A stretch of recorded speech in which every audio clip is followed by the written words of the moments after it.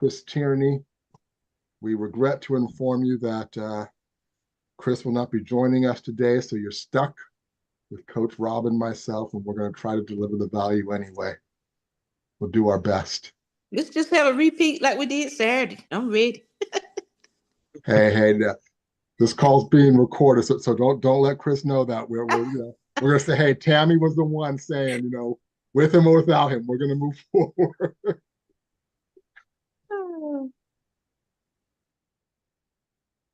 Hey, Rob, are you the kind of guy who's sensitive about your hair at all? No. Well, what do you got to say? Are you due for a haircut? It looks longer than it normally is. No, actually, I just got a haircut. I washed it, so it's a little fluffier than usual. So got it. Okay. It's a little less slick. It's puffed up today. It's one of those bad hair days. It's not bad. It's not bad. He got big hair going on today. Big hair. Awesome. Welcome, Paige. Hi. Hi, Paige. Nice to meet you. I've seen your name, and now we put a face with this. So yeah, pleasure to see you here. Chris, welcome. Hi, Rodolfo, everyone. welcome. I'm sorry. Oh, welcome. We'll give it another 2-3 minutes, and we'll get started. So I guess today, hey, Rodolfo. Hey, Rodolfo. Rob, I guess today, if we see a Zoom user come on, we can't assume it's Chris because Chris has his name listed this time. Chris. And a picture. Everybody know how to get their picture up but me.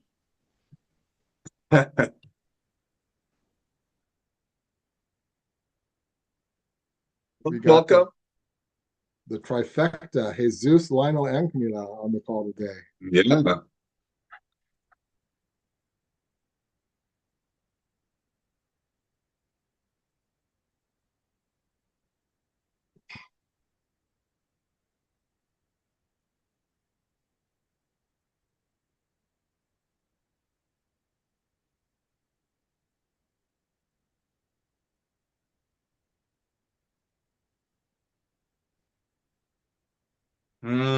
One more minute, I'll get started.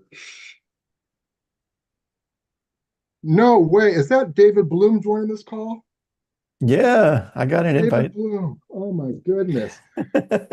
Guys, David Bloom is one of my, I won't even say one, I'm going to say he's like my dearest, oldest friend. I've known David since I was 5 years old. Yeah. It's a long time. Long time. Yeah, long time. Good to see you, man. Good to see That's you too. cool. So you guys still in touch, or where are you from? LA, David? I grew up in Los Angeles. I'm up in San Francisco now. Okay, very nice. Pleasure to meet you, sir. Nice Thank you to for meet you. jumping Yeah, in. Brendan. Sure. Brendan and I are still in touch. We talk quite a bit. We talked. Okay, yeah. okay, nice. Matter of fact, I can tell you, Dave and his brother Jeff and Tara all joined Recreate the same day. Tara Really? Tucci, and then yeah. It was a good day. And then plus one of my previous coworkers, Valerie. So it was the day where 4 people were like, I was like, hey, this is awesome. This is cool. I think I might stick around school a little bit, and make a thing of it. So I think we should get started. What do you think, Brendan? Let's do it. All right. So I'm gonna start by introducing myself. Well, actually, I'm gonna be introducing the call first for those of you that are new to this call. This call is a business call, a business networking call that Brennan, Chris Tierney, which is not here tonight, and I have created. This, I think, is our 7th or 8th call. This is called the strategy circle. So every Tuesday, 8 p.m. EST, we started this business networking call. So it's really reserved for entrepreneurs, people that are in business, people that are looking to get into business, people that are curious about what it takes to get into business, and just network, connect, share ideas, conversate. This is not a typical course. like we would typically host. This is really, again, a networking space where we have people just share ideas and connect. Brennan and I are hosting, yes, but again, it's not a typical course, and we're going to be asking people to engage and share. This is really the objective for this specific call. So as it's a networking call, I would invite you guys just to put in the chat your email addresses, social media plugs, websites, LinkedIn, whatever you guys got that you'd like to share, so that we can help one another, support one another, follow one another, and just connect, build our connection, and build our network. So this is really the objective here. So whenever you guys have some time, just while I'm chatting away here, just insert that into the chat. So I'm going to introduce myself, and then I'll ask my co-host to introduce himself. And after that, what we do is we kind of do like a round robin, where we ask everybody just to introduce themselves real quick, a 30 seconds to a minute, kind of introduce yourself, where you're from, if you're into business or not, if you're looking into business. Just give us a brief description about yourself. That would be fantastic. And then we'll move into the second phase of the call, which is, a fair exchange of ideas. We kind of have a subject of the week every single week that we come up with, and we have questions, Brennan and I, that we have for the group, and we kind of open it up to the group, and then we go from there with ongoing conversation. So I'm Coach Rob. I'm a life coach. I'm a sobriety expert. I'm nearly 6 years sober now. I'm huge into fitness, and I'm also an entrepreneur, not only as a life coach, but also my main source of income right now is in the Airbnb space. My wife and I own an Airbnb business. We do what you would call Airbnb arbitrage, where we lease properties on long-term commercial leases and we sublease them on Airbnb. We've been doing so now for nearly 6 years as well. I used to be in the restaurant business. We owned our own restaurant as well. So I've been an entrepreneur officially now for close to 10 years, but I've been an entrepreneur at heart. I mean, forever. I can always, from a child, but as a teenager, I kind of knew that I had the itch for the entrepreneurial side of things. So it's a real passion of mine. And calls like tonight, I absolutely love. I'm huge into networking, building connections. I love that about school specifically, because it really allows us to connect, make real connections, which is different from other social media platforms, where you kind of have that. It's not a real connection, right? There's a lot of fluff, a lot of fakeness to these social media outlets these days. School, has really helped me build some serious connection. So I started my school community now almost a year ago. It was August 6th, 2024. I started Pure Life Mindset. I was really looking for an outlet to help people be the best versions of themselves, throughout my sobriety and my self-development journey. I've really wanted to give back and help people. So I fell on school, created my community, Pure Life Mindset. Like I said, just under a year ago. We've grown it now to almost 1,100 members. Again, created some unbelievable connections, such as Brennan Thompson. Brennan and I met on another community. We connected immediately, and we've been collaborating with Pure Life before even Brennan started his own community, Recreate. We've been collaborating, and now he started his own community about 3.5 months ago, I believe so, Brennan. And he's grown it to about 450 members right now. So we've been collaborating on these calls ever since, I guess about 4 months ago. We have this call tonight. We also have a Saturday call, Success Saturdays, that we co-host as well. And we're looking to now take things into the next level of our businesses, of our collaboration into IRLs in the next coming 6 months to a year, looking into getting into in-person events, which is very, very exciting stuff. So that's enough about me. I'll go ahead and let my co-host introduce himself. Brennan. Appreciate it. Thanks, Rob. Yeah, so I spent 30 years in different corporate executive roles. My most recent corporate executive role, my last corporate job ever, was I worked for Herbalife Nutrition, a very large global nutrition brand, and I was the director of event risk management and safety for them. So I got to travel the world and do really cool stuff and work in really cool event spaces and meet really cool people. But throughout my whole career, I had been an entrepreneur, sometimes at the same time as a corporate role. Sometimes, I would leave a corporate role and have a business for a while. And about 2 years ago, I made the decision that I was done with corporate America, and just dove headstrong into building my own coaching and consulting business with my partner Shannon. So we built a business called Point 8 Business Solutions, where we help entrepreneurs to think differently, to use counterintuitive thinking to increase their profits and decrease the number of hours they have to actually work. And prior to that, I was a coach. I'm a certified coach with the John Maxwell team, so I'm a certified coach, trainer, and speaker with them. Through the John Maxwell team, I met my mentor, one of my mentors, in addition to John, a gentleman named Paul Martinelli, who at the time was the president of the Maxwell team and has since left, but has his own community. So I'm also a part of the teaching team with that group called the Empowered Living Team. And as Rob said, about 3 months ago, actually, it's what did it say? Almost 3.5 months ago, Shannon and I started Recreate on School. We were one of the fastest growing communities on the platform in the money category. We got to page 1, top 1% in our first 40 days. As Rob mentioned, I think we're sitting at around 460 members today. We're about to make some major changes inside. Actually, I've already announced it, so I guess I can go ahead and say it. We're converting our free group to a paid community in 2 days. And there's another little secret thing that I can't fully say just yet, but you guys will be getting the word about that pretty soon.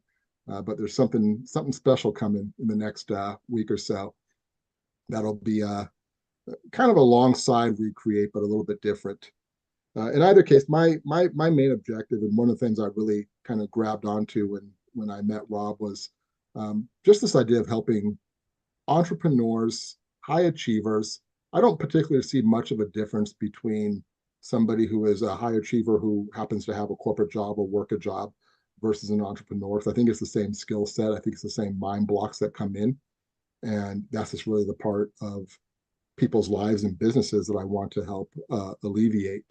And so Rob and I have a sort of a kindred spirit and kindred feeling on that. And so I think that makes us a pretty good partnership. Chris Tierney, I'll speak for him real quick since he's not here. Chris is the sales professional of the group. Although I spent most of my corporate career early on in sales. And I'm sure Rob, in his entrepreneurial journey as both in the restaurant business and through his Airbnb, has also been quite adverse with quite well adapted, I should say, to sales. But Chris actually runs a community called Sales Vibe Innovations, which is, I guess we can call it the third of our trio, where he teaches all different sorts of sales techniques and tactics. So the three of us together have this Tuesday call, and it's just really about helping people who want to achieve in a professional capacity, whether it be entrepreneurial, corporate exec, or just getting better at the job you have. That's what we're here for. So thanks for being on the call, guys, and Rob, back to you. Good stuff. So I'll go ahead and start going through the list here, again, if you can just introduce yourself, a 30-second introduction would be perfectly fine. If you're not in a position to speak, don't worry, that's okay. Let's start with Chris Martin.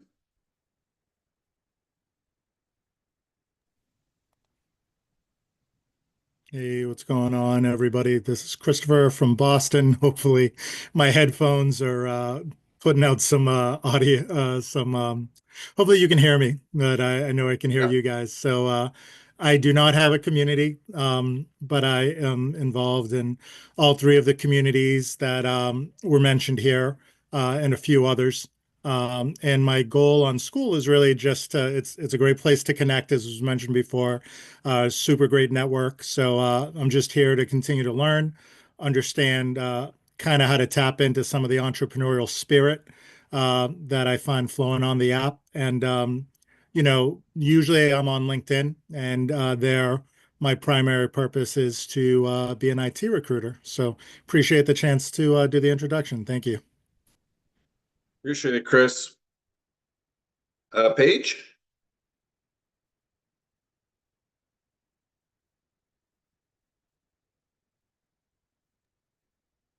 Okay, hello. I'm Paige Pillage from Nebraska, and I have free Facebook groups, and but I've been absent since February because it got scammed. So I just got it back, the to get in my profile and everything. So I'm kind of like starting over, it seems like. I've had 40 years of journaling through narcissistic relationship and raising my autistic son. So my offer, what I'm doing is I through tarot and intuition and advocating. I'm going to offer personal power and intuition training, as well as how to create your heaven on earth. I'm certified with Chinese medical Qigong, and I love that concepts. And then also I do tarot, I do all types of divinity. So I really feel everyone should have heaven on earth. So that's what I would like to do. I'm here to try and learn how to present my offer, because I always help people. I mean, I just help them in conversation. So it's difficult to make an offer. So you're Is that you're struggling with conversion, basically. You're good at building communities like on Facebook and whatnot, and what you're struggling with is kind of converting those community members into paying customers. Yeah, yeah. And I just started my YouTube and Instagram last August. So, and I had Instagram already. So that's just a continuation, but I've never done Face or YouTube. And I Hmm. put my first videos and meditations and stuff on that. So, affirmations, those are all on there. You on Skool? I'm sorry. Are you on Skool? Are you on the platform Skool, or how did you Yeah. find? You know, I did just put a title in for a group, but yeah, I'm on the program for the 7 weeks. Okay. Through which community? How did you find us It's specifically? it's through in uh it's the coaching grant program, the positive intelligence, and they go have cohorts. So it's a cohort 23 with pods and those to help you with accountability. And I need that. I've been running everything else on my own, and I used to overdo it. So now I need to even it out, because I I do hear like you. all three groups 3 times a day. And I just loved having people respond. And I think a lot of it was for myself too. So over the years, because it's probably been 15, 20 years. I've been on it, since they came up. I graduated in 82. So it's like I've been on them the whole time, trying to just learn on my own. But now I need to learn Right. how to actually do something. Absolutely, absolutely. Are you part of Pure Life Mindset community? I don't think so. I started out with Aaron and Okay. Victor, and them is who I High started Vibe with. They're Tribe? the ones that, yes, yes, and they're the ones that helped me actually be able to tell my story. I'm a storyteller. That's what's on YouTube, because the things I went through the 40 years are what I put on there. So, and what I learned, how I process, that's what I do there. It's good to have you, and it's a pleasure meeting you. Thank you for being here. You bet. Thank you for having me. Absolutely. David? Real quick before we go on, Rob, so you know, Paige comes to us from Maxwell's group. She's part of Rise Up Together. Okay, okay. Now I'm putting okay. Gotcha. I gotcha. Thank you for clarifying that. All right. Hi, I'm David. I am a creative director who has been in the advertising industry for the last 30 years, focusing on healthcare advertising. I've moved away from that sector. I'm still active in that sector. I freelance now. I don't have a full-time job. I'm about to launch a business here probably in the next couple weeks, focusing in on helping people with presentations. So if you have a presentation, a big presentation, TED Talk, those kinds of presentations, large decks, we're going to start building those out for people. The last year, I've also been working with writers, specifically independent writers, designing their book covers, designing books. So graphic design, any kind of design, that's kind of where I've been working. Congratulations on being sober for 6 years, by the way. That's awesome. I'm also sober as well. I've been sober almost, I don't want to brag, but almost 30 years, which is, nice. one of the kind of a crazy thing. It's probably why I'm still here. I'm also a serial entrepreneur. I've actually started a couple of other businesses. I had an online business called Factorialist, where we specialized in telling stories.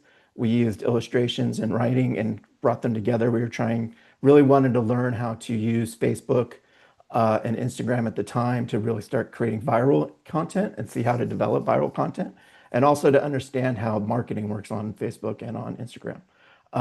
So that site worked out really well. Unfortunately, we had to stop. My partner moved away, and so we kind of went back to work. But yeah, that's me. So what is your main source of your main business right now? My main business right now is freelancing. So I freelance so like I said, I'm working in healthcare advertising. So I freelance with companies, marketing companies that are predominantly working with oncologists, or right now working with people who are hepatology and stuff like that. Okay, very interesting. Yeah. Pleasure to meet you. Thank Nice. you for being here. Thank you. Tammy? Hey guys, how y'all doing? I'm Tammy Littlejohn. I'm coming up on my first year of retirement from 25 years for the same company. And I actually started my business, like played around with it like a year before I retired. So now I'm into it 100%, learning all I can about getting it up running. And I got a passion for what I do. So I do the credit repair business and teaching about financial literacy. I'm actually want to start in elementary school, from elementary school all the way through college to adults, because it's a lot about education, credit education that people don't know, that I didn't know. And I just got a passion for teaching it to everybody. Thank you, Tammy.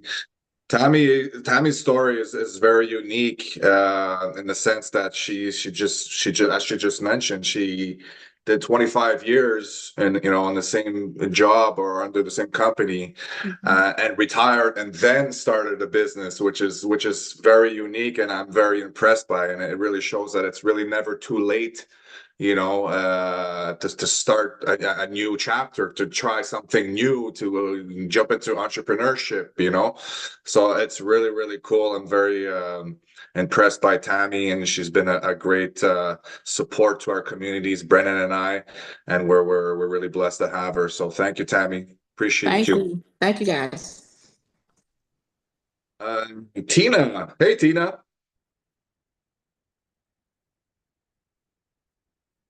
Hi, everyone. Thanks, Rob, for inviting me. Of course. Yes, basically for me right now is a journey of exploration, wanting to move from a worker bee mentality to an entrepreneur. I've been in the field of education. I was a special education teacher. Now I'm working in home visitation, working with families with children from birth to 5. And so somehow I would like to really capitalize on what I'm good at, which is working with those families with children with delays, and getting them to talk, possibly even becoming a speech and language pathologist and opening up my own clinic. Good stuff. Exciting stuff. Thanks for taking the time, Tina. Sure. Really great to have you. Thanks. Thyra.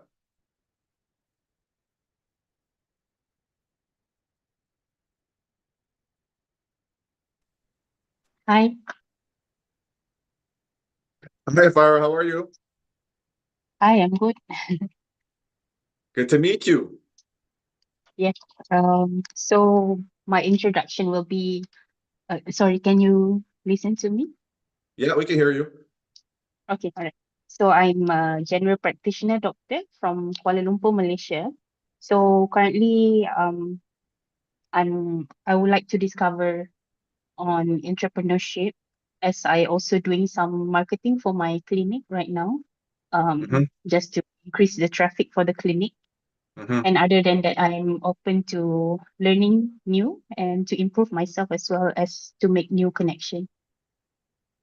Amazing. Thank you for the introduction. Do you own your own practice? Is it your own business or family At the business? moment, I know at the moment I'm working with another doctor.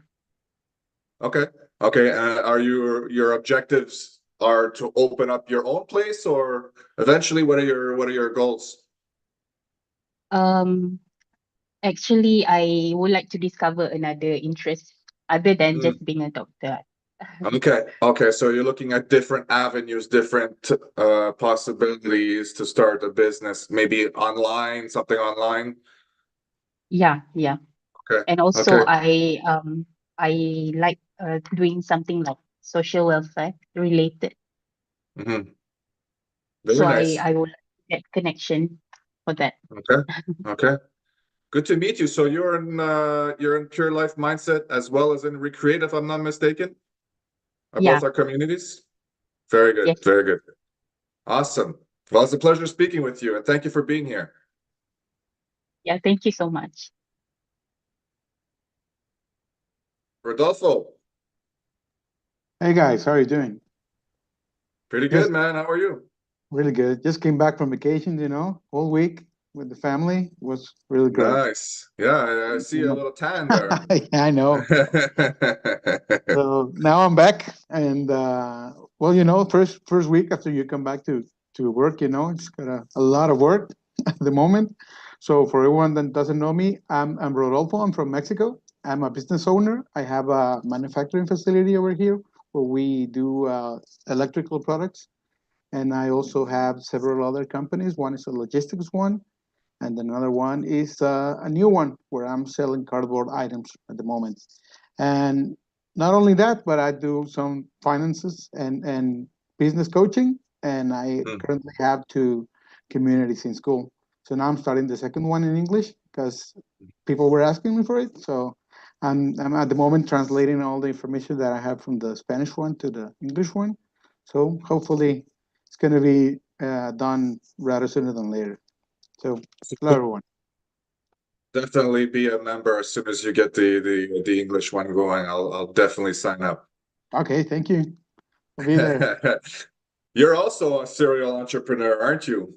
Yeah, this year I've been working in like 5 different entrepreneurships.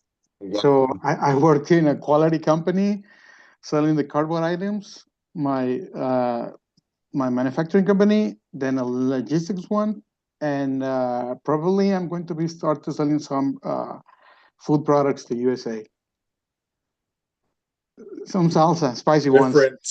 Sorry? Some spicy salsas. Spicy salsas. Nice, nice. I think David had something to say. Oh, no, no, no. I was trying to clap. Oh, okay, okay. I think that's awesome. I thought you had your hand up. Yeah. Apologies. Yeah, no, that's really great. So out of all of those, I'm just curious, all of those businesses, which one is the most challenging for you? I don't know. Maybe at the moment the one from the salsa, because I am selling them to Illinois, and then Okay. my nephew over there is selling on campus, so we're growing it a little bit. So Okay. that's the one that is gonna be a little bit harder at the moment to handle because it's a lot of logistics going on. Right. Yeah, it's not something The that newest, it's the newest business, right? It's the newest one. yeah, it's the newest one. That and the Yeah, so cardboard definitely. ones. Yeah. Okay. Amazing, amazing. Thank you for introducing yourself, Rodolfo. I appreciate you, man. Jesus, I believe Jesus is at work. I'll move on. Lionel, are you comfortable with introducing yourself? Yeah, I'm comfortable with introducing myself. Amazing, amazing. Welcome. Hello. So tell us a little bit about yourself. Okay, my name is Lionel. I'm 12 years old. My passion right now is like acting, and since the beginning of this year, I have wanted to be an actor. And like my dad's been telling me like I should probably put my face on camera, but like I'm kind of camera shy, so I don't know about that. But maybe if I do put my face on camera, I can probably become a good actor. I can memorize lines pretty good, so it's just where life takes me. I can become an actor. Okay. I'm Go from ahead, keep California. going.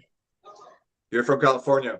Yeah, that's So it. what kind of actor you want to be? You want to be an action hero, or you want to be what kind of movies would you act in?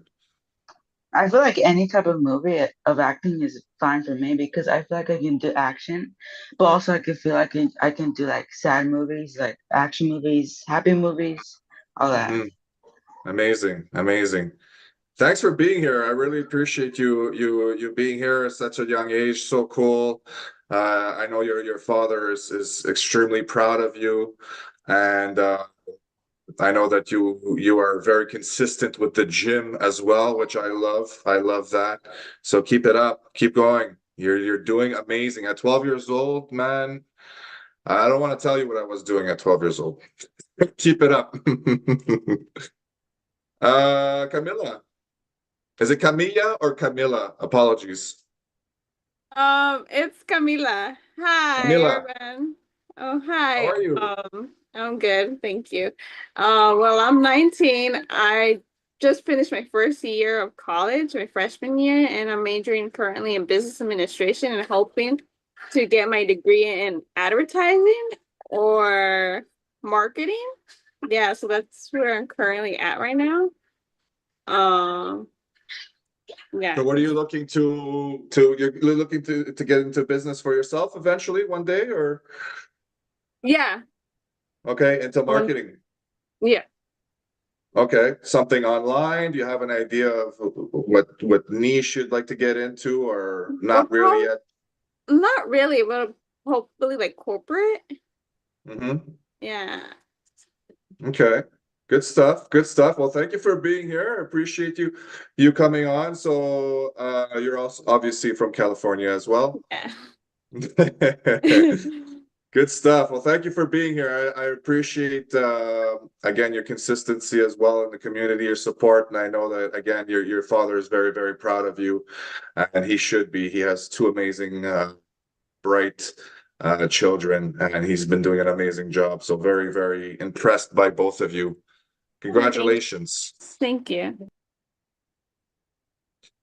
I think Christian.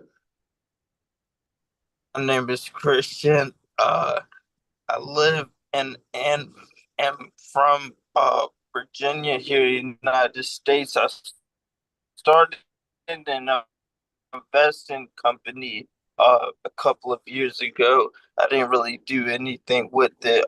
For the sake of time, I won't go into more details, but I moved to Florida. Life happened. If you know, you know. But by the grace of God, excuse me, but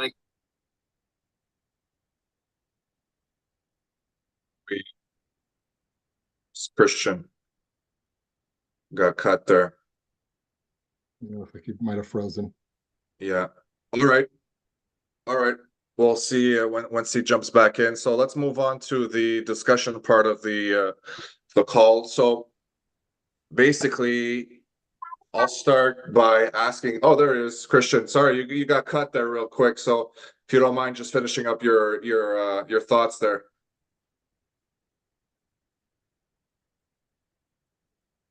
You're on mute, I believe. thank you. I appreciate you and Brendan taking the time out of y'all's day to teach us and guide us in the right direction. Absolutely. Thank you for being here, Christian. Christian's really been an unbelievable support to our communities and many other communities. He's been unbelievable and very much appreciated. So thank you for always being there, Christian. Really appreciate you, man. So tonight's call, the subject of conversation is focus planning and strategy. So I'm going to throw out a question to the group so we can get things going, conversation going. So my question for you guys is, what is the biggest lesson your business taught you this year? For those of you that are in business, for those of you, it doesn't have to be necessarily in business, but what have you learned, throughout the journey of entrepreneurship in the last year? What have you learned from yourself in the last year? Anybody would like to jump in and start the conversation? I will. This is Tammy. I learned what OPM stands for, other people's money. So I learned from being an entrepreneur that I don't need to use my money. I need to use other people's money, which is banks and everything, business funding and all that. So if you don't know, you jump in with both feet and you think you just start draining your bank account trying to get started up. But the more you get educated about the process and how it goes, the better off you'll be. So Other that was a people's money. lesson for me. I like that. My business is very similar. It kind of uses that strategy of other people's money by leasing other people's properties and subleasing them on Airbnb. So I'm all about other people's money in that sense. It's all about leverage, right? It's all about leveraging. And people that are in business, people that are successful, people that have money, they know how to leverage debt. They know how to leverage other people's money, right? They view debt differently than the rest of us do, right? They leverage debt, which is really something really important to know. And what you offer, Tammy, specifically, in terms of helping people with credit score and educating people on money specifically is golden. It's something that is just not taught in schools. We talk about it on a regular, right? It's just not something that is taught.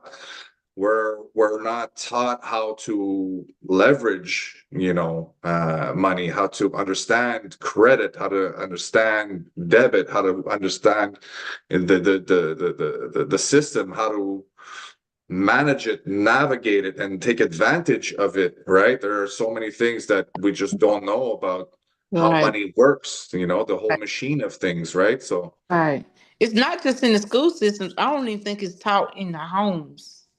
I think that parents just strictly keep it between them and they're not educating their kids. Because you can always start in elementary school, younger kids, it's not too young to start them. So I think that's an issue that we as an adults and parents have, that we just don't think it's important for the kids to know.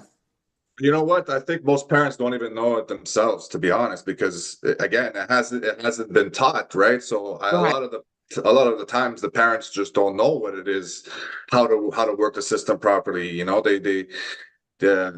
People still think that saving their money and not using their credit card is just people see it upside down. And people are just miseducated. So I think that It's not even the parents not wanting, it's just because they just don't know themselves, right? We've been taught to So- hold on to it, hold on to that credit, don't use it. And you actually need to do Exactly. the opposite of it. Yes, exactly, Mhm. exactly. There's actually even a more, I mean, not to put too much of a socio-political stance on it, but I mean, reality is reality. It's not by accident. It's not by accident that we don't, I mean, social class systems have been set up for hundreds and hundreds of years. Mhm. And if you feel like there's people who are able to, you know, the Mark Cubans of the world, I don't like saying Elon Musk's name too much, but I'll give him credit. He does good. He's done good stuff. So, but like they're operating under a whole set of business practices and financial principles that we don't even know, and it's not by accident that we don't. It's intentional. And if you ever Yeah. spend any time with Tammy, who will talk to you about just on the personal credit level, we're not even talking, you know, commercial credit and business credit, just on the personal level, the things that they don't want you to know, like Right. they don't tell you anything, and it's 100% on purpose. We had a call, by the way, Rob. I checked the numbers. This is not our 7th or our 8th. This is our 9th strategy circle. Congratulations. Okay. Yeah, good. We've been doing this for a minute, but I look back and we had a conversation about that, about the sort of the social norms and breaking out of that. And you want to start getting building a business, right? Building a real practice, or even just elevating your stature at a corporate job, if that's what you're doing. It's understanding that the people who succeed know something that those who don't succeed are oblivious towards. And you got to break free from that. You got to break free from this idea that, you know, we were all taught to be good boys and girls, and we play by these rules, and we hold ourselves to a certain value for doing that. Meanwhile, there's a whole other set of rules that other people are playing by, and it's there for all of us. So, Yeah, playing an entirely different game. You know, it's basically it's not even a different set of rules. They're playing another game entirely. You know, it's crazy. I think It's a Rodolfo, business. You know, it's a business, it's of a course. business. Yeah, no, Yeah. 100%, 100%. That business needs good employees, you know, to make the machine work, right? It's what it is. It's literally the Matrix, you know. So we're all in it. Rodolfo? Yes, I would like to add something to that. So can you hear me clear? yes, sir. Yes, we can. Okay, my story is like somehow similar to that, in the sense that I was also working in corporate America, and working in that environment teach me a lot of how to do work, and I earn a lot of money. But I wasn't in the right state of mind where I knew what to do with it. So after a decade that I've been working there, and I left. So I left for my own company, where I was earning like 50% less that I was doing there, but somehow I had more. So it really is about not only the mindset, but what you don't know or what you need to learn about all of this financial information. Because for me, it's like 10 years and I don't know what I did with that money. I mean, I don't know.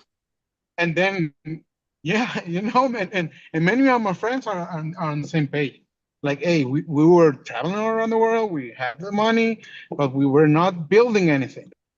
So then afterwards, when we are on our business, we were not earning like those kind of money, but we were building something. So when it starts to compound, then it's when we could use all of the things that we learn over there. But we had to learn by ourselves. I think that the first book that taught us something like that was this book is called Secrets of the Millionaire Mindset, from author T. Harv Eker. So he was talking about how we have these preconceptions about what money is, what wealth is, and he was analyzing like top rich people in the world and what they were doing differently from us. So even I started to do all the things that in the book they were telling, and I started seeing like immediate results. And it was not things that were that hard, just like you need to be like program yourself in a way that if there's an opportunity, try to get it. Not go the other way around or not be ready.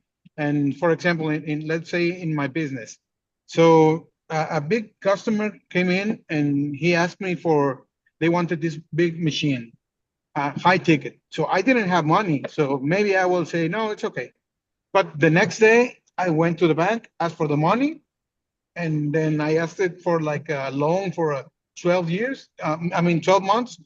And then I went out, bought the machine, like delivered it next day, went back to the bank again, paid it all, and I got a lot of money. I mean, for something like so simple. And then afterwards, when I go to the bank, the guys treat me differently. They leave my credit open. They know that I'm coming back. And then you see, okay, so you are treated differently if you know how to use the system. And then nowadays, I can get it. I mean, there's no problem. There's not anything that I cannot do when you start like moving your mindset on stuff like that. And then that's some of the things I teach in my community. And then I also include like the personal finance, because I think it's a reflection of your business, how you handle your money in your house. Because let's be real, you're not going to be having a successful business if you are full of debt in your house. So those are like the kinds of things that I know they don't teach in school. It really is like something you must learn. And sometimes by the time you learn it, it's like almost too late. And it's that bulb in the moment that you say, oh man, I wish I knew this before. So that's one of the things I want to teach my kids, like, no, learn it now. I don't want you to be the same way that I wish I knew this before. You don't learn it the hard way. If you can learn it the easy way. Yes. Yeah. Unfortunately, especially in business and in life too. I mean, a lot of times the biggest lessons are learned the hard way. Unfortunately, you have to go through it sometimes, right, to learn. And in business, a lot of times when you start, you have no idea what you're doing, and you're kind of just figuring things as you go along, and you try to stay afloat as much as possible, and you learn as you go. You know, for me personally, I've been in business now. In the Airbnb business for 5 years, and we're just now in year 5, really, learning to optimize it, to a T. It took a long time. The first 2 years, like you just mentioned, we didn't know where the money was going, how much was going out, how much was coming back in, how much taxes we owed. No idea until the accountant, told us at the end of the year, you owe 30 grand in taxes, and we had no freaking clue. We didn't have the freaking money either to fucking pay those taxes. So it was like, wow, wake up calls as you go along and you figure things out. Again, after 5 years now, we're really starting to now pick up steam and now being more efficient and really taking the next steps into our business. And it's a long process.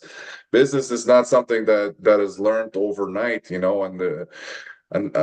unfortunately, again, there's some mistakes that you have to learn the hard way, unfortunately. But if you're lucky enough to connect with people that have been there, done that, that's why, a mentor is super, super important. Connecting with somebody that's been in that field, that knows what they're doing, that you could really lean on and help with guidance, that'll help shorten the learning curve a ton, right? So this is why, for me specifically, these networking calls are super important, because you can really bounce ideas off one another, and what somebody else might say on a call like this can really resonate and help you in your own business. So super important. So a lot of great stuff you said there, Rodolfo. Thank you. It makes me think. I ask almost all of my consulting clients this, and it always their answers always shock me because these are people who've been in business for a long time, and some of them are, 7-figure, 8-figure businesses, and they always answer this wrong. So let me ask the group and see if we can get some feedback on that. What is the language of business? Anybody want to take a stab at that or throw it in the chat? What's the language of business? To win. Say it again, Christian. To win. Maybe that's an objective. I don't know if that's the language. What's the language of business? Rodolfo, you unmuted. What do you think the language of business is? For me, when I think about business, it's like do it or do not do it. For me, it's just one or the other. That's a philosophy. I'm asking more like just really like nuts and bolts. When you talk about business, what language are we talking? I'll give you a hint. I'll give you the wrong answer. Almost every business person I talk to, when I say what's the language of business, David Bloom, making me happy. Everybody says marketing or sales. The answer is accounting. Accounting is the language of business. If you don't know, Rob just proved it right there without even knowing I was going to ask this question, right? If you do not know accounting, your business is not going to succeed. End of story. I will take this to my grave. If you do not know accounting, your business will fail. I don't care how many sales you make. I don't care how many customers come flooding. You will not keep a business. The taxes alone will crush you. Learn accounting. And by the way, for those of you who want to teach younger people on something, you want to teach younger people something, teach them taxes. Taxes and accounting. There is no business without it. Like, know those things. And it's just, I coach some pretty high-end people. And when they come to me and say, well, Brennan, language of business is your marketing offer. Yeah, okay. No, it's not. That's important, but that's not the language. So if you guys take nothing else from this call, hopefully you take a lot more. Just know that accounting is the language of business. So basically, it's the foundation. It's the foundation of your business. It's the foundation. It's the escalation. It's the elevation. It's the acceleration. It's all of it. It's everything, because you start with a business plan, and even there you get the accounting. You can't scale your business if you don't know where your money is going, right? If you're just leaking money left and right, you don't know where it's going. You don't know if your business is profitable. You're just spinning your wheels, and that's something that I learned, even in the restaurant business, which is super, super hard to turn a profit. You know what I mean? Like you're dealing with food. You got to sell that food. If you don't sell it, it's going in the garbage. The waste in the restaurant business is ridiculous. So if you're not super on point and know exactly what your profit margins are, you're dead. You can't have overhead. It's very challenging business. I do not suggest getting in the restaurant business personally. It's extremely difficult. Neither do I. It's definitely challenging. No for me. Yeah. Hey, Zeus, who is in the restaurant business. Hey, Zeus, put in the chat. Tell me about it, Coach Rob. Yeah. No doubt. You have to think on your feet, okay, we have some leftover of this. What are we gonna we have to come up with a recipe. We have to sell it, put a special the next day, whatever, push that food because it's going in the garbage, right? So if you don't know your numbers, if you're not on point with every single day to the dollar, it's crazy. It's crazy. So that's just an example, but any business like that, you have to know your numbers. You have to know where the money's going. You have to know your accounting. You have to know your about taxes. You have to know the loopholes. And if you don't know yourself, definitely get somebody in your team that can help you with that. So obviously, a good accountant is super important. Get close to your accountant, have conversations, learn, from them. Personally, I got a pretty decent accountant. I make sure that I'm close to him. We go golfing every once in a while. I bite his ear off a little bit, try to get some intel. It's super important, right? So you can't say that enough. It's definitely extremely, extremely important in any business. Anybody else would like to share? Maxwell, I see you just jumped in. Maxwell, you want to take a minute and introduce yourself, man? Yeah, for sure. Thank you. What's up, everyone? My name is Maxwell. I started this mission called Rise Up Riseman about like a year and a half ago, and it started with me posting content all about like promoting positivity and so forth. But it's kind of changed as I've like continued to grow, and now it's all about uniting people worldwide to heal loneliness. And I've been like helping a lot of people, fundraising, which has been cool. But I need to start thinking more from like the business side of things, and if this is going to be something that I'm going to really pour more time into, or if it's going to be like a charity kind of thing, right? Where because I'm not making enough money I'm making some money, but not enough at the moment for it to be like a full-time business thing. And either way, I don't think either way, I think it's well worthwhile, but I definitely need to consider kind of everything there. And yeah, I've learned a lot, and always nice talking with everyone here and learning from you guys as well. So yeah. Thanks for being here. How was the gym, man? Gym was good. I ended up was playing basketball, guarded a 300-pound, like 6'8" guy. It was a good workout itself right there. That's a workout indeed, yeah.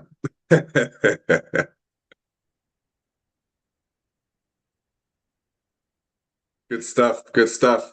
Thanks for the introduction, Maxwell. So I'll throw the question out there again. What have you learned about yourself in the last year? What have you learned through your business? What has your business taught you about yourself in the last year? I'll go ahead and say something.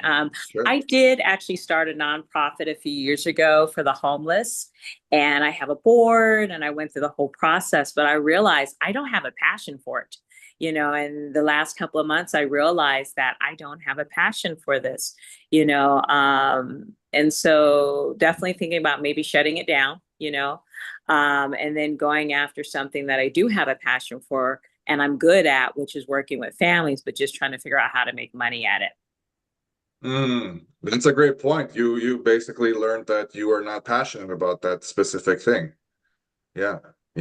That's a big one. Of course, if you're not passionate about what you're doing, especially when you're in business, it's going to be hard to be successful. So it's a good thing to, realize that early in the game and not, spend more time than you need. And so definitely a good thing to learn, of course, is what you're passionate about. Super important. Christian?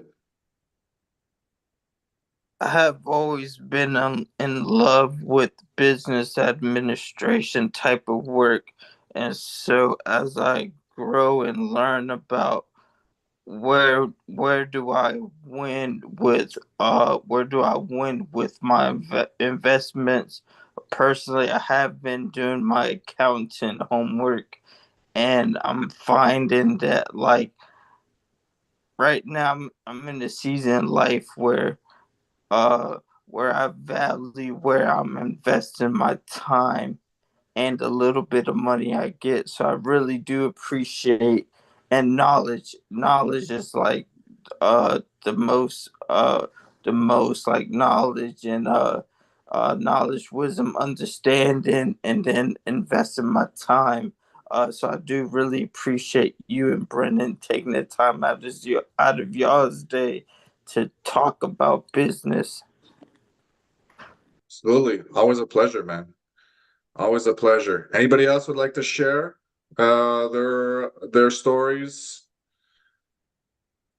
struggles they're having in business, anything? David, Yeah, I believe you want to say something? Yeah, I tend to partner with people a lot, and finding people who have the same work ethic or the same drive as you is really important. Because they've got to be able to match your energy. People who don't match your energy or are not on the same wavelength, that partnership's going to be tough. So that's something I really learned this year. I think that was really important for me. Yeah. Let me ask you a follow-up on that. So let's kind of go deeper in that a little bit.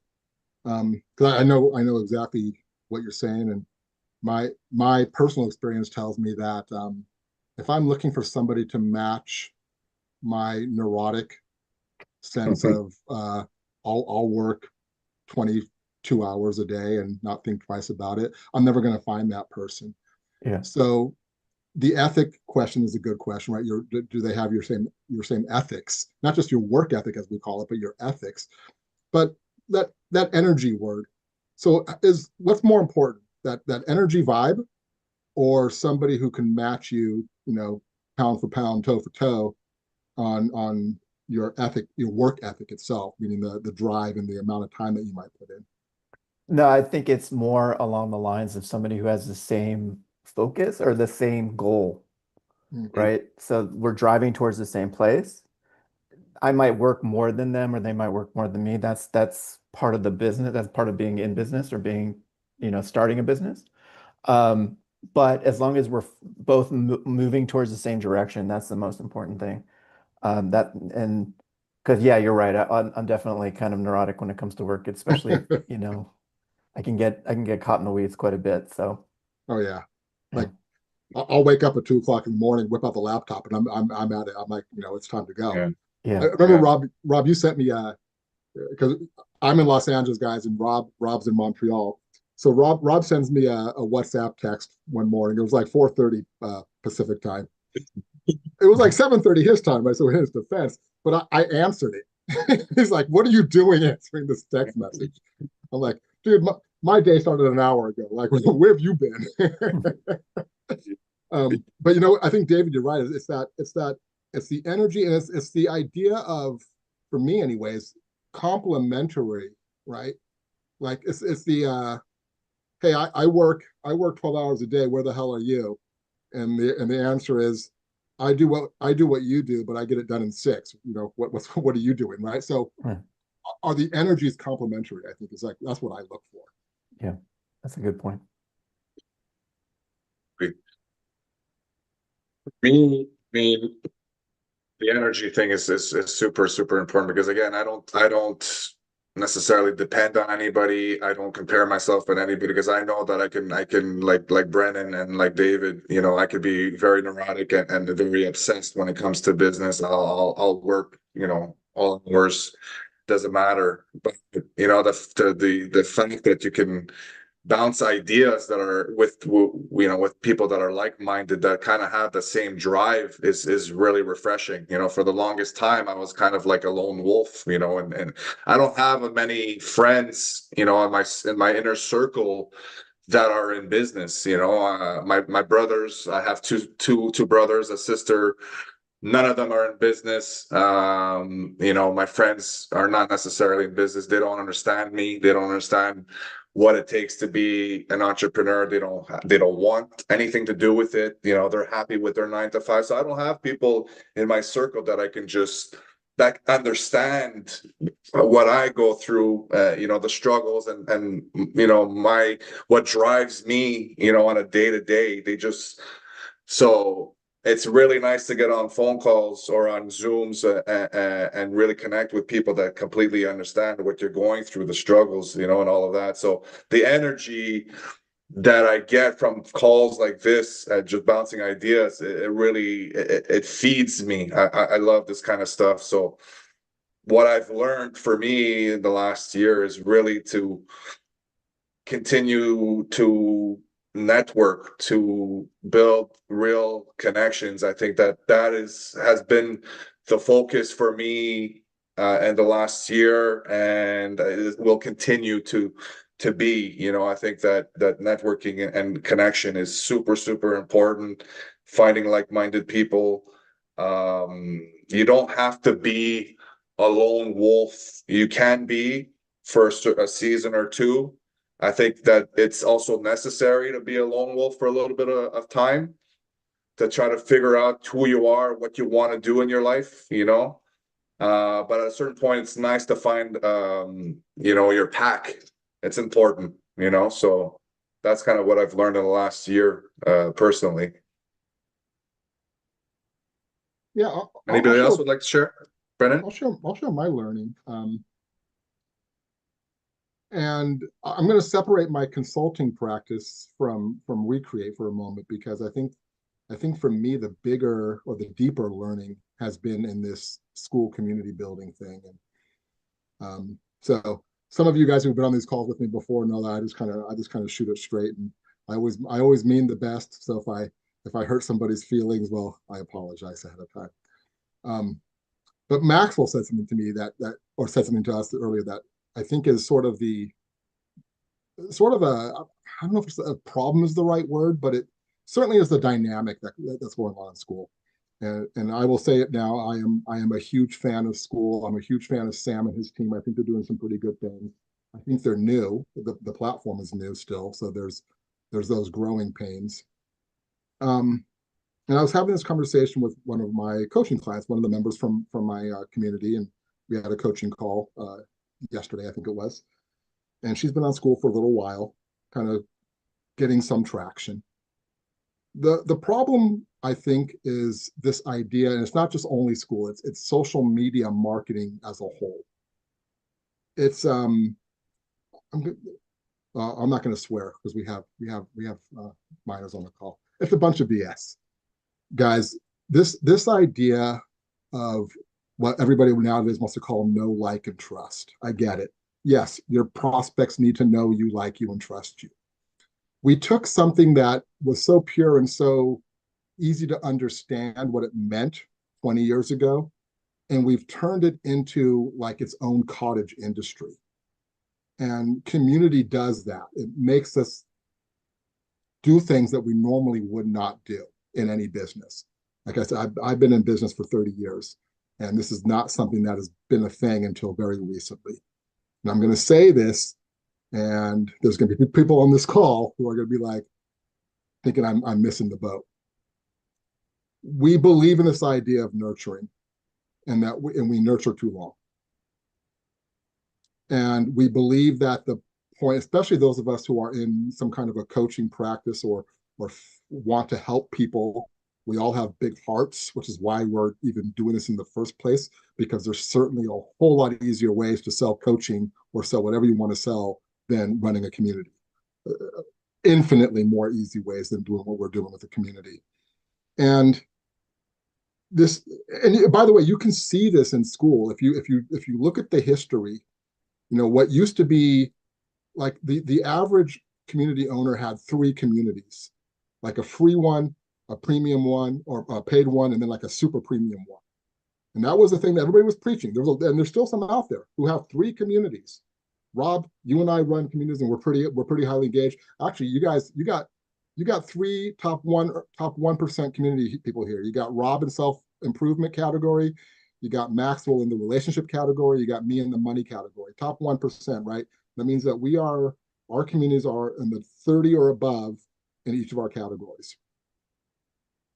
You guys, correct me if I'm wrong. It's not easy getting there, right? It's not easy getting there. It's not easy staying there. It's not easy leading a community of people to do the engagement that you need them to do in order to be a top 1% community.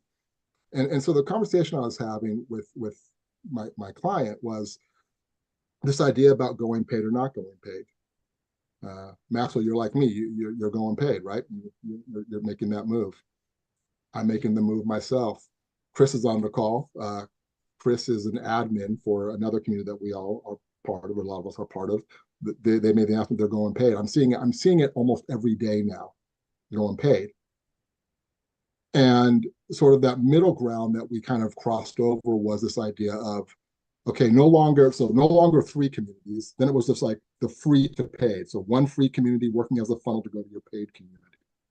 And now we're kind of moving away from that. And it's, and Rob, you went through that journey, right? You had the free to the paid, and now you kind of put it all into one.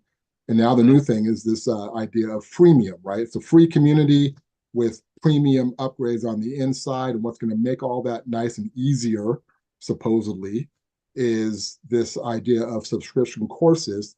Because right now, inside of our free communities, or inside of any community, we can only charge a one-time fee for courses. But coming soon, still no real date yet, but maybe a month, 2 months, who knows, out, we'll be able to charge monthly subscriptions inside of that community. So you could think of it like tiers, right? You can do tiers inside of it. And they're talking about that. And I think we're already going to move past that. Because here's the question I asked my client when she was considering to go paid or not go paid. And I don't know how long she's been on school. She's been on for a little while trying to figure things out. I want to say she's somewhere in the 60 to 80 members range. We do things on school that we would never do in our business. Like if you're a health coach, right, or a fitness trainer, you're not going to the gym and telling somebody they can come hang out and watch you for a month, 2 months, 6 months, a year. I'm just here to nurture that relationship because one day you're going to know, like, and trust me enough to buy my stuff. We don't do that in real life, but somehow we've been convinced that that's the business model in communities. And the reason I'm going paid after being on for 3 months is because there's no way I'm going to do this for 6 months without making money. It's a business. Yeah, I want to pour my heart in. Yeah, I want to pour value to people, but I can't do that if I'm spending 12 hours a day just to keep a community afloat without making money. And so the lesson, to answer the question, I guess, Rob, was the lesson I learned is I'm not going to follow the flock who kind of bought into something that works against their financial best interest. Doesn't make sense to me. So that was my learning. I learned it in probably 2 months.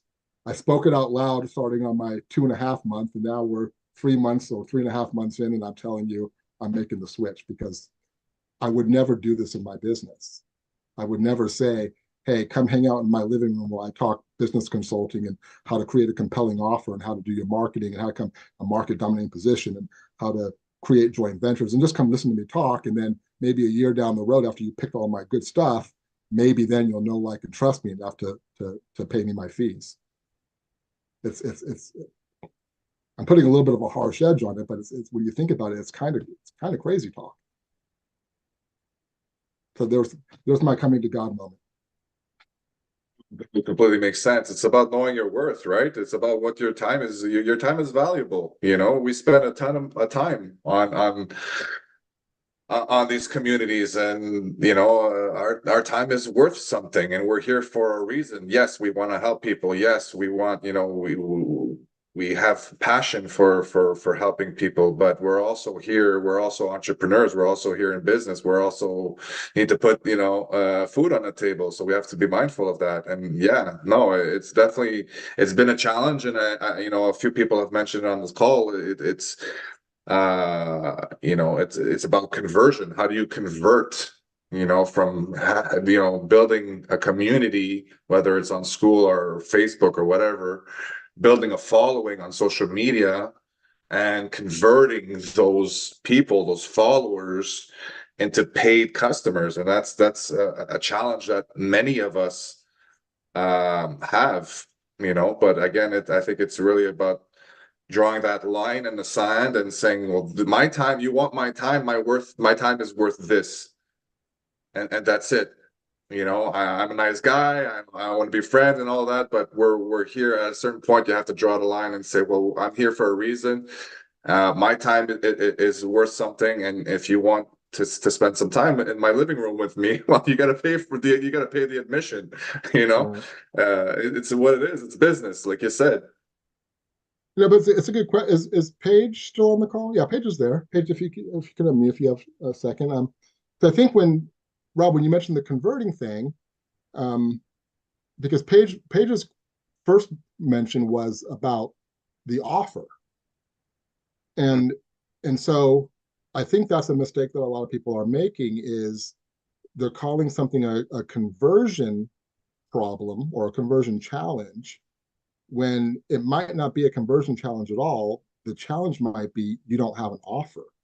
And that's a very important distinction to make. Clarity in the offer. You might have an offer, but might not be clear enough. Absolutely. Yeah. Or what is the offer? Like what is it somebody should even give you the time of day to talk to even try to convert them? Like, do you have something to sell? So I don't know, Paige, when you were talking about your social media following, and then I think Rob mentioned, so you're having trouble converting, but is it converting, or is it or do you have some struggles with, like, what is my compelling offer? Yeah, I think that's what it is. It's just putting it as compelling enough that people want to do it with me. Mhm. Because I just recently figured out exactly what I want to do, or what I would call myself as like a peacemaker for peace of mind, peace of body image, peace of these types of things. So it's in healing from your inside out and being able to distinguish what that means. And so, through Qigong and everything, it's like, and of course, all of the intuitive things I've always had my whole life, but um, it's like when I do my coaching, it's more of intuitive coaching between both of us.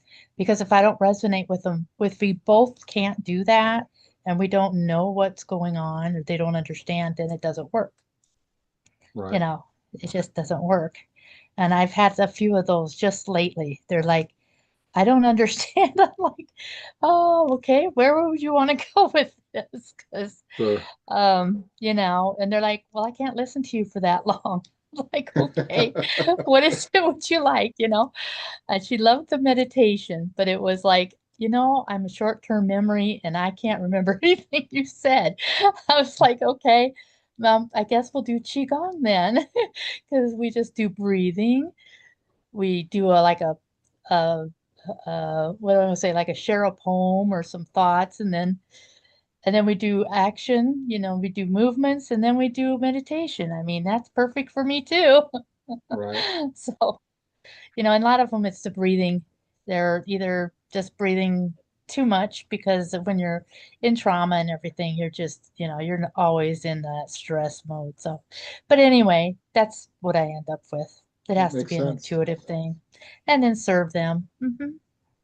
So it sounds like to me, I mean, if I were working, if you were my client, if I was working with you, before we even get to the compelling offer, it's everybody talks about their unique selling position, right? Their USP, their unique identifiers, and I get it. That's all cool. I like to think of terms of market dominating position, right? Like, how are you dominating the market? Because there's 100,000 energy healers, energy people out there. There's tons of qigong practitioners out there. Exactly. And so how do you make yourself different than all of that? And then, Oh, right? mhm. So I'm saying that's Yeah. the Yeah. struggle that a lot of business owners come into is they're like, I don't want to be like everybody else, but how do I dominate my market? But I'm Exactly. offering the same things. That's what I want to do.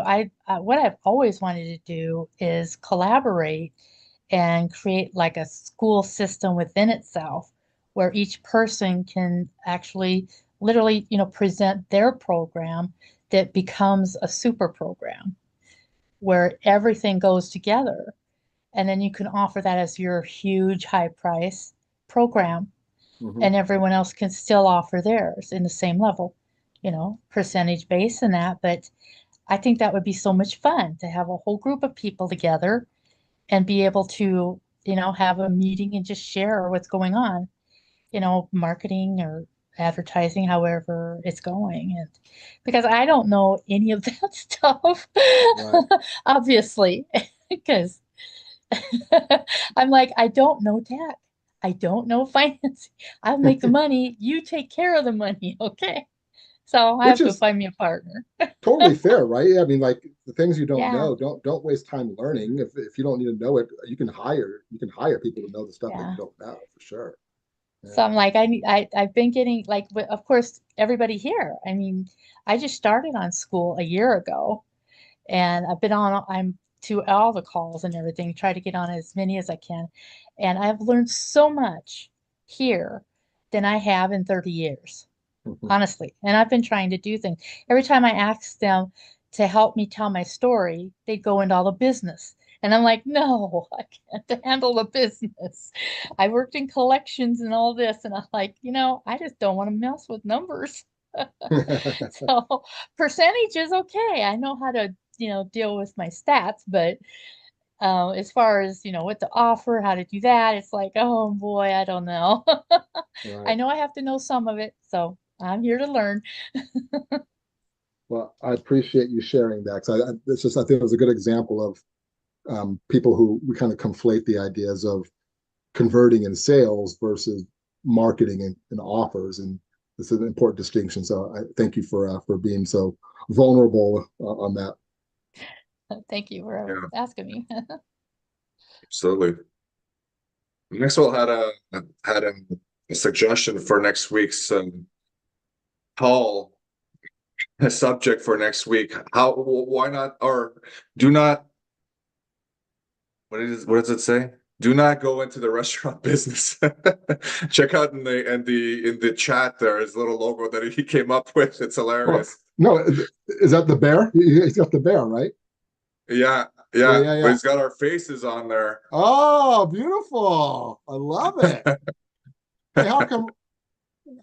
Hey, who did you give me, Maxwell? I can't see. Did you make me Richie? No, I think I gave you the business guy, crazy business guy, dude. Okay, which one? His Jimmy? cousin. Oh, Richie. Yeah, Richie. Oh, come on, dude. Richie sold coke in the alley. That's not me. Come on now. I'm gonna sue you for libel. Hey, if you guys haven't watched The Bear, I'm not a big TV guy at all, but I gotta tell you something.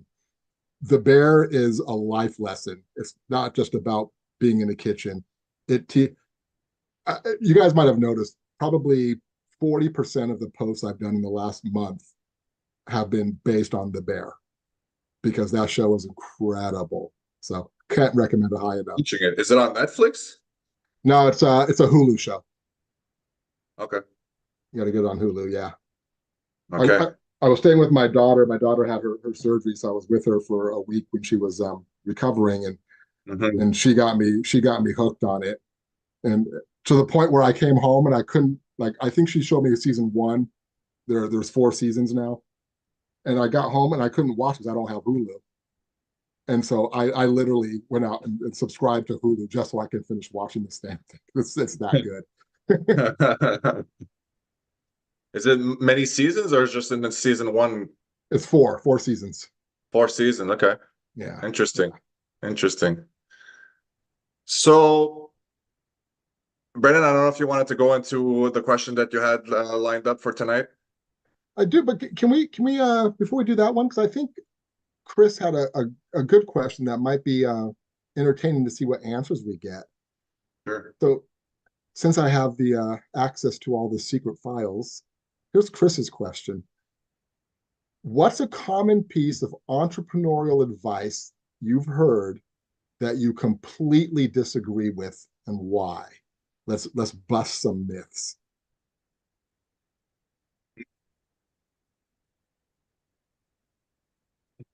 Well, nowadays it's the kind of,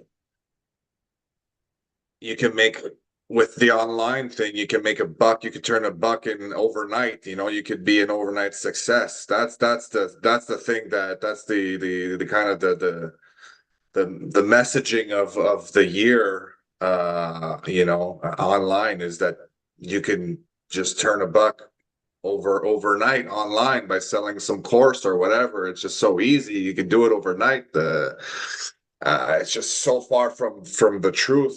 I mean, it's never been easier to reach customers out there. Obviously, the reach is limitless nowadays, but to convert and turn your business into a profit is still just as challenging, so that's the biggest myth nowadays, is that you can just buy somebody else's course and learn from them and in 60 seconds or whatever, what they've learned in the last 10 years, this BS that they give us, right?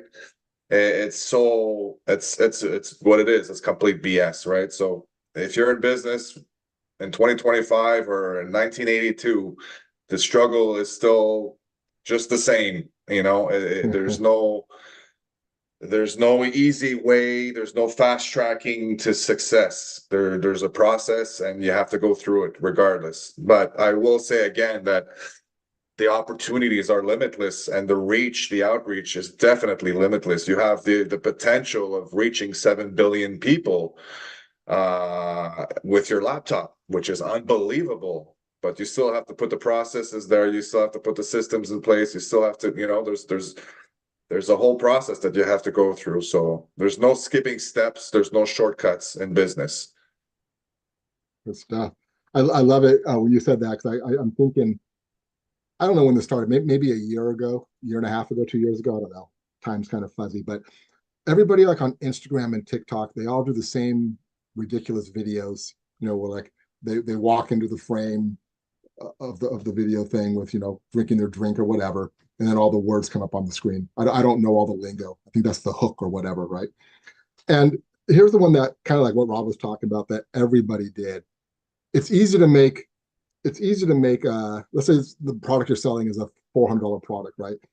You can make 100,000 a year if you just sell X number of products at $400 per piece. And like they're bragging like that's their business model. I'm sort of thinking like, yeah, arithmetic wasn't the problem. Like we could all do the math, but you haven't told me how to sell even one of those $400 products. Like, what are you talking about here? I'll read some of these out that we got in the group here. We got Christian starts off that says the myth is that you have to play unfair. That's not true, right? You can be totally fair. I like that one. Paige says you need a goal of money millions in order to be successful, right? So you got to think huge, or otherwise you can't make it, I guess is what you're saying there, Paige, right? So not true. Yeah, I mean, like what's successful to you? For some people, especially if let's say you have a job already, right? You're working your job and you're looking for a side hustle, which is completely respectable, although I dislike the term, but I'm begrudgingly using it all the time now. And let's say that side hustle brings you in an extra $500 or $1,000 a month. I mean, $12,000 a year is not going to make you rich, but $12,000 a year might pay some of those bills that you were struggling to make with your corporate job, with your 9 to 5 or whatever. So totally get that. Farah says, I like this one. Farah says, some people said in today's world, you need to become foolish to make money. Like, don't be shy to make stupid videos as long as they're generating money, and she hates it. I love that, right? Like this idea that we all have to kind of look like jackasses and lose our sense of self, our sense of value, just to turn a buck because it's working for somebody else. I don't know about you guys who are, especially if you're like me, and I don't have time for any of the social media. I don't even go to social media anymore. I'm on school pretty much all day. But on the very few times that I find myself on Instagram, or if I'm posting about one of our calls on Instagram, so I have to be there for a second, man, it takes about a minute and a half, and then I start feeling sick to my stomach seeing all the crap that's on social media. And I have to ask us, what are we doing to our kids? Like scary stuff. Authenticity is super, super important, and trying to pretend like you're something that you're not is just not the way to go about things. You might, fool a couple people in the short term, but it's, people will call you out on your BS, eventually, you know what I mean? If you want to build long-term business sustainability, you have to, come with authenticity and don't try to pretend like you're something that you're not.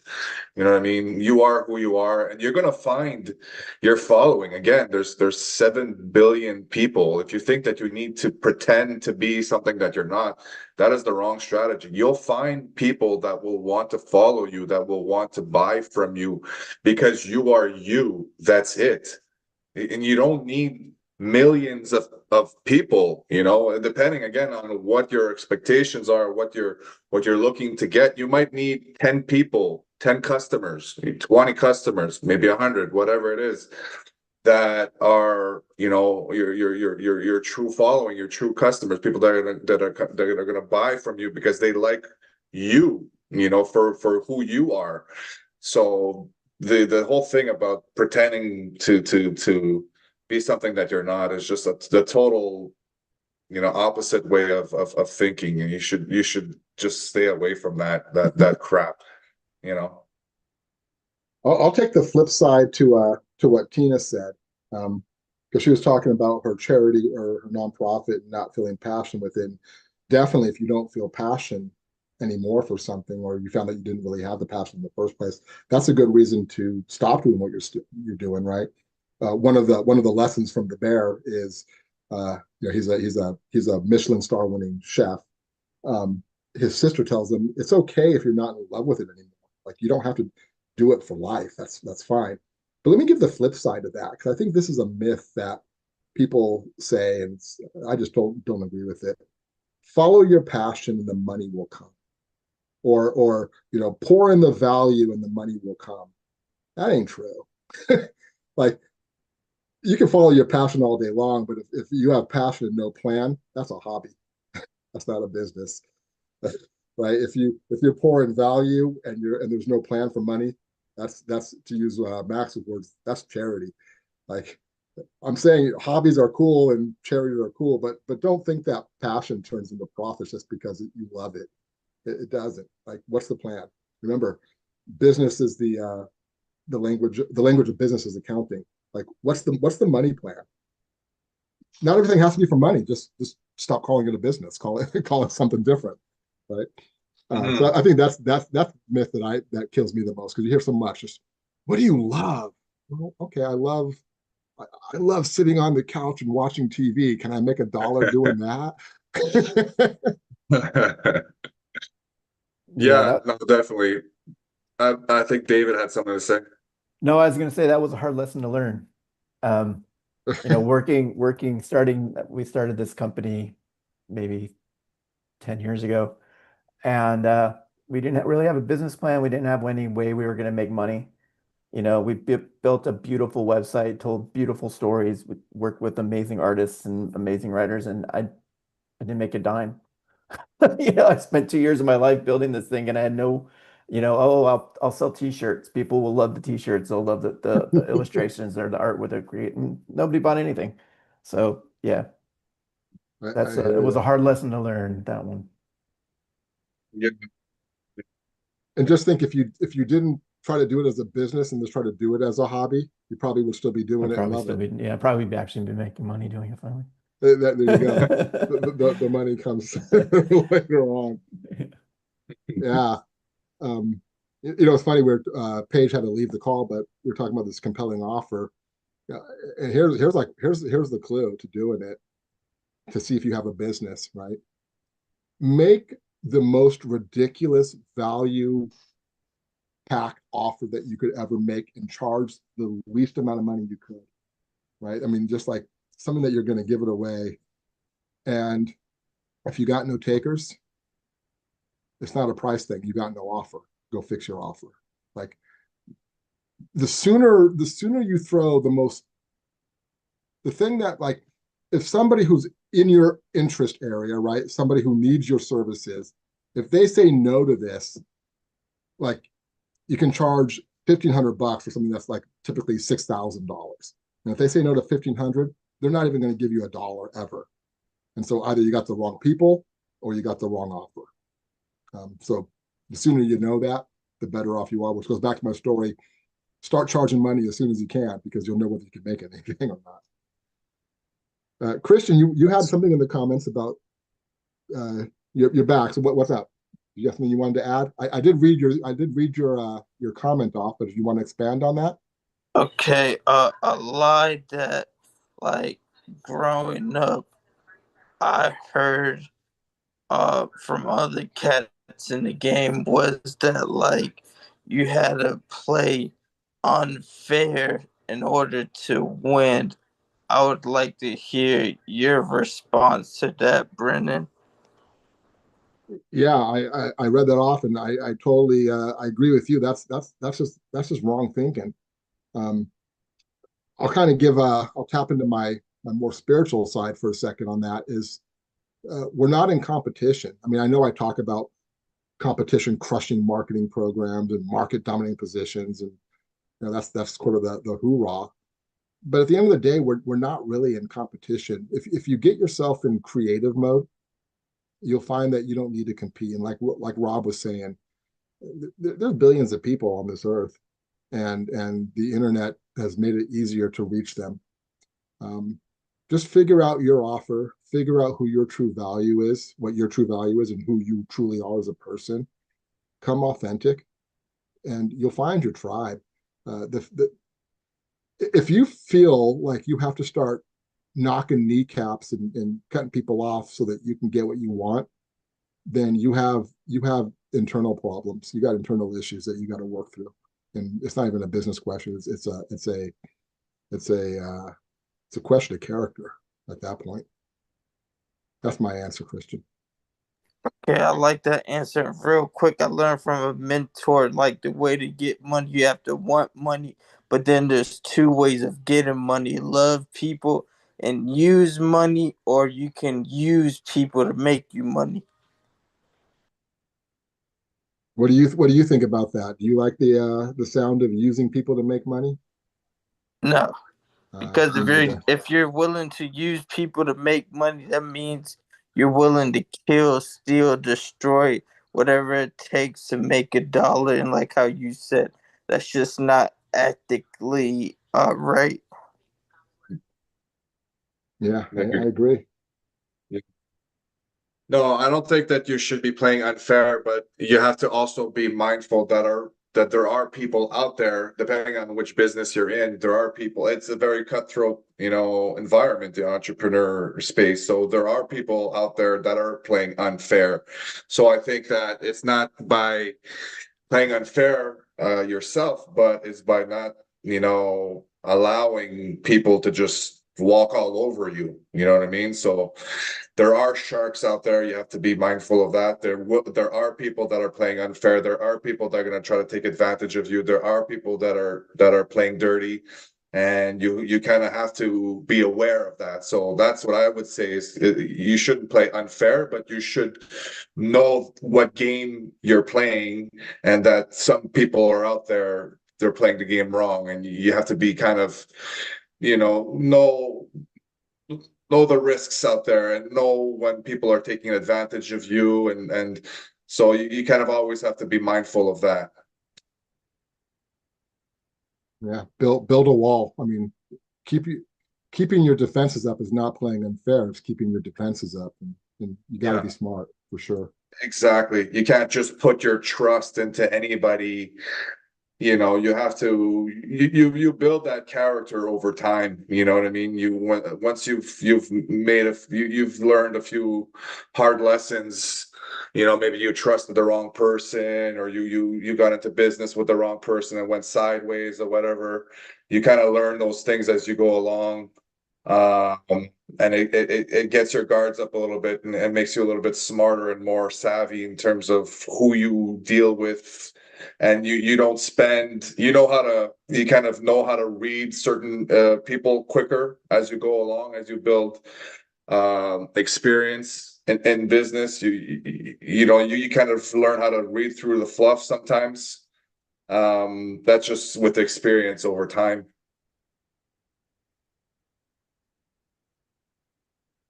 You could tell, after a while, you could tell who's authentic, who's coming with the right intentions, and who's coming with sideways intentions. You kind of get to read people pretty quickly, and you kind of you can just move on quicker.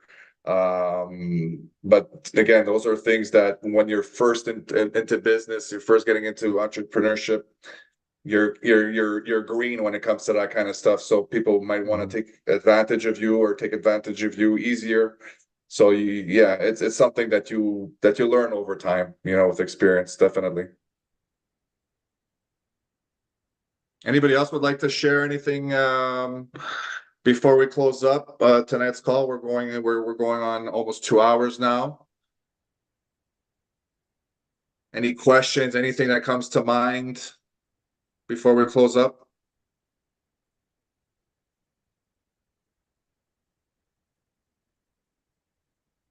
No? I'll just thank you guys. This was really great. Brendan, Yeah, thanks for no, inviting thank me. you, David. Yeah, thank you for your insights. Definitely. Thank you so much for being here. Really appreciate it. And David, we got to talk, because now that you spilled the beans about your presentation build out stuff for people on TED Talks, I need your I'm going to need your help, so I'll be reaching out to you. Yep. And I'm going to be reaching out to you too. Take a look at it and see what you think. Awesome. For sure. That's awesome. Thanks, guys, for your time tonight. Thank you for your engagement. Again, this is a networking call, and our objective here is to build this thing up over time. So, if you have people, connections, friends, family members, like Jesus that brought his whole family in, this is what we want. We want to bring people in. Our objective is to really get some larger groups in and really connect, network, build together. Super important to us. So don't be shy. We really want to build this thing up. So thanks again for tonight, guys, and we'll be in touch within the communities. Okay, great call, guys. Good seeing Thank you, you. everybody. Thank you. Bye. Take Bye. care. Bye.